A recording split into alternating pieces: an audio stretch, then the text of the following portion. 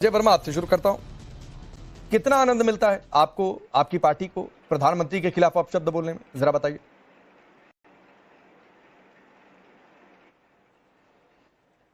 देखिए पंडित जी, एंकर महोदय, मैं आपको ये बताऊं कि राहुल गांधी गरिमा की बात रखते हैं। वो मुजरा नहीं कराते मित्रों, ये मुजरा करा देंगे, मंगलसूत्र छीन लेंगे। जर्सी गाय, 50 करोड़ की गर्लफ्रेंड, और ये मतलब देश के प्रधानमंत्री की। मुझको अरे छोड़ो यार, भारत में पैदा होते हो मुझे शर्म आती है।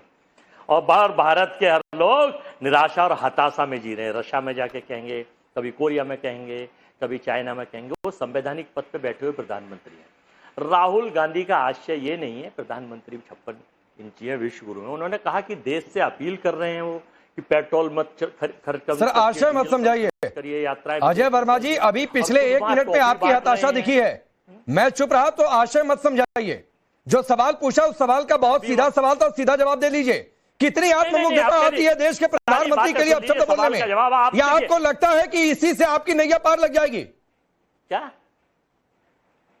नहीं, आप अपने शब्द अगर मेरे मुंह में डालने। मैंने कौन सा शब्द बोला भाई? मैंने सिर्फ इतना कहा कि एक सवाल पूछा, उस सवाल का सीधा सा जवाब दे लीजिए।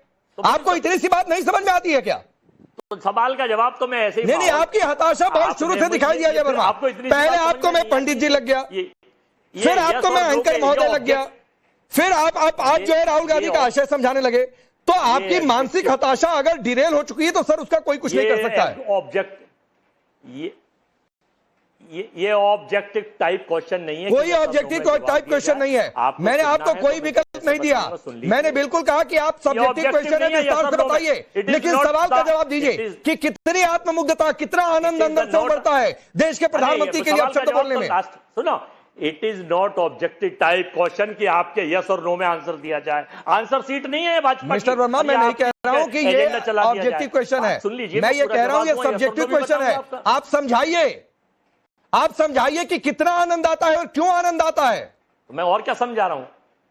आप आशय समझा रहे हैं कि ये मतलब नहीं था, वो मतलब था। आशय समझा रहे हैं, आशय नहीं समझना है। नहीं, देश के नहीं आशय नहीं, देश के लोगों को बेवकूफ बनाइए। महंगाई पे चर्चा मत करिए, खुद विदेश घूमिए, टॉफी बांटिए रोम में, इटली में। मुसलमानों को यहाँ को गाली बकिए, वहां के मुसलमानों से गले जाके मिलिए। वहां के मुसलमानों से गले जाके मिलकर रेड कारपेट लीजिए। ये दोहरी नीति इस देश में चाहे आम आदमी की हो या प्रधानमंत्री की हो, बिल्कुल नहीं चलेगी। मलूक नागर बार बार इशारा कर रहे हैं। मैं आऊंगा विजय जी, मलूक नागर ने कई बार इशारा कर दिया। सर सुनिए ना, मैं जाना नहीं चाहता हूं किसने क्या क्या कहां बांट दिया, किसने चीन को क्या दे दिया। उधर मत जाइए अजय वर्मा जी। देश के प्रधानमंत्री दौरों पर जाते हैं, चाहे आपकी पार्टी के नेता प्रधानमंत्री थे और चाहे अब प्रधानमंत्री नरेंद्र मोदी बीजेपी पार्टी से हैं, और खाली हाथ नहीं जाते थे, कुछ ना कुछ ले ही कर जाते थे। तो रुक जाइए मलूक नागर जी, आप बार बार इशारा किए, बोलिए।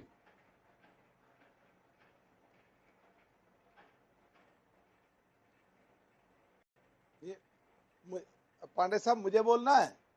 हाँ सर, आप इशारा कर रहे थे, मैं तो विजय शर्मा के पास जा रहा था। बोलिए, आप ही से मैंने बोला। जी नहीं, जी 5 साल में माननीय राहुल गांधी जी के साथ सदन में बैठा हूं।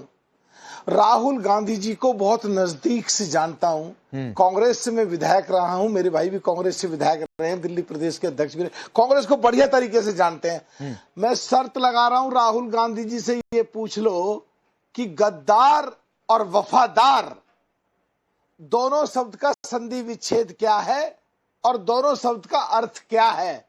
कुछ भी शब्द सुन लो उनके साथ टोली के जो मेंबर हैं और कुछ भी बोल दो बगैर सोचे, जैसे वो देश की संसद से निकल के कहेंगे देश की इकोनॉमी डेड।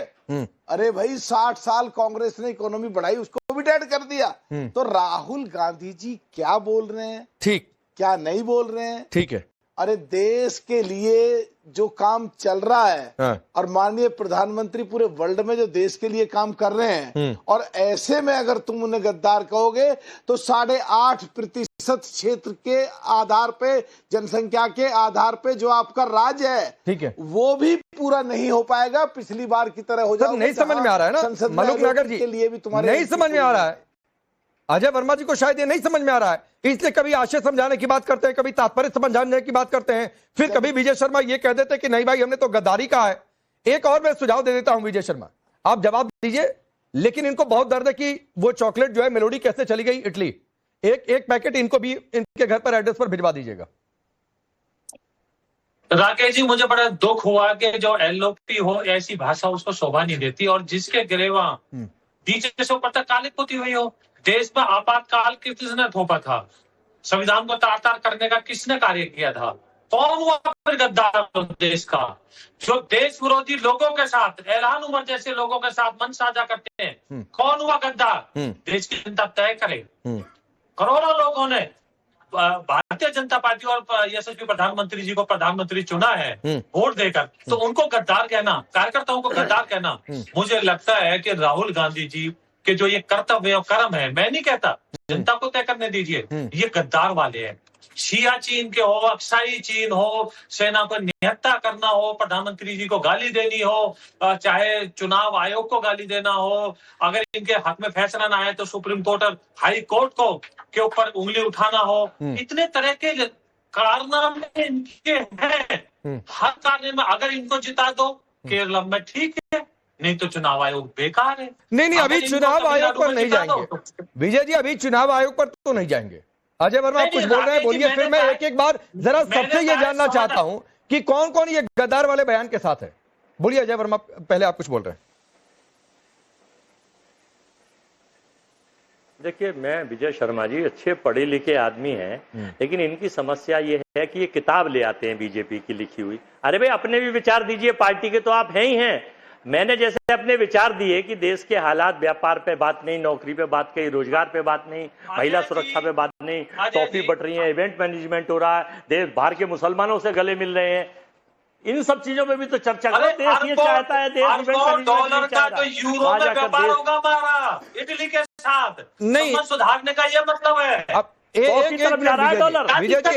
अगर एक राष्ट्राध्यक्ष सीएम, देखिए जाके मिलता, अच्छे से मिलता, सीएम गुजरात ने, किसी देश विरोधी लोगों के साथ तो नहीं मिलते।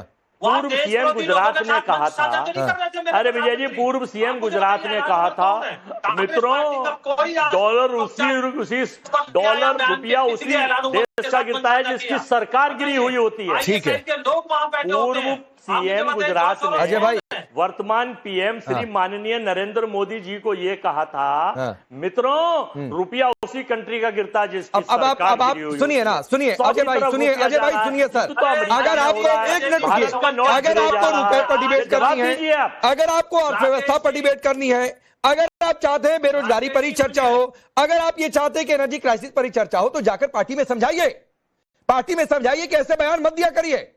राहुल गांधी उसी पर बोल रहे होते तो उसी पर चर्चा हो रही होती, नहीं जरूरत थी गद्दार शब्द बोलने की। प्रेम जी, मैं एक बार सबसे जान लूं, प्रेम जी, आप इस वाले शब्द, इस बयान के साथ हैं क्या?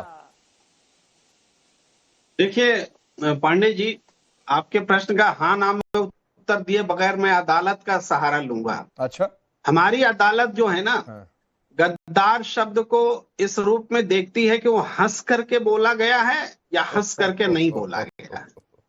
तो राहुल गांधी जब बोल रहे थे वो हंस के बोल रहे थे कि नहीं बोल रहे थे, ये भी पॉइंट है जानने का। और वरना अगर गद्दार अगर सीरियसली बोलते तब तो भाई अपने अनुराग ठाकुर जी अपना गोली बंदूक लेके आ चुके होते, वो भी बात है। लेकिन अब थोड़ा सा समझिए कि गद्दार शब्द जो है क्या है। राहुल गांधी ने, आपको याद होगा, रवनीत बिट्टू को भी गद्दार कहा था, ट्रेटर कहा था, पलट के उसने देश का दुश्मन बताया था राहुल गांधी को, ये भी याद होगा।